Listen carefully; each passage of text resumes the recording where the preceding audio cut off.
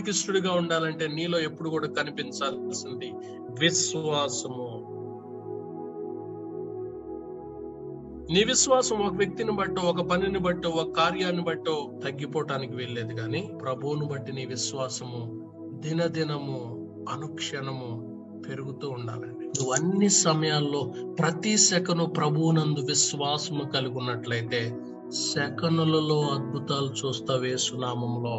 కాబట్టి అటువంటి విశ్వాసాన్ని నువ్వు ప్రభువుపై నిలిపి ఉంచు చాలు. పరిస్థితులన్నీ ప్రభు చూసుకుంటాడు.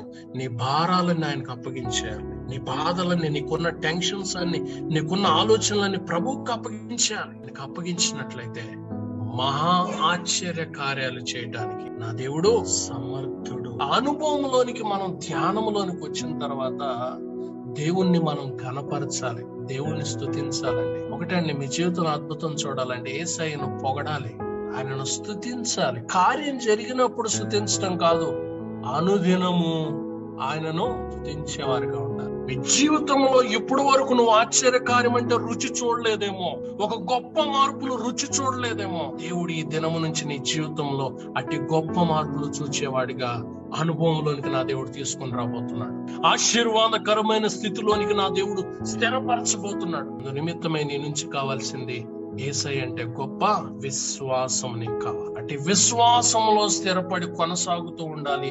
ఏ వ్యక్తిని బట్టి గాని, ఏ పరిస్థితిని బట్టి గాని, ఏ యొక్క క్రియలను బట్టి గాని నీ విశ్వాసం తగ్గడానికి వీల్లేదు. గమనించండి, ఎప్పుడు ఏది ఏమి జరిగినా మీ విశ్వాసంపై అది ప్రభావం చూపడానికి వీలు లేదు.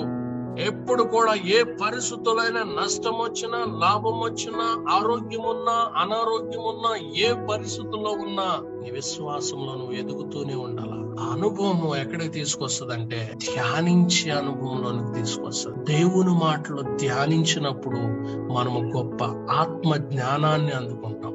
నీకేం అవసరం నువ్వు అడగాల్సిన అవసరం కూడా లేదు. కాలానుగుణంగా ప్రభు నీ ప్రతి అవసరతలు తీర్చుతాడు. అప్పుడు నువ్వు చెప్పగలవు, ప్రభువులో నేను దీవించబడిన వాడను, దీవించబడిన దానను. ఈ అనుభవంలోనికి రావాలి మన వాళ్ళ.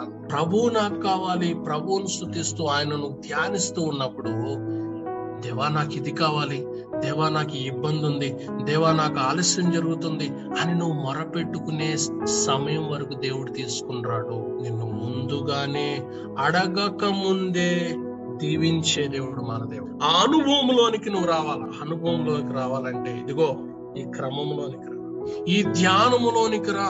ఆయన అందించే జ్ఞానాన్ని అందుపుచ్చుకో.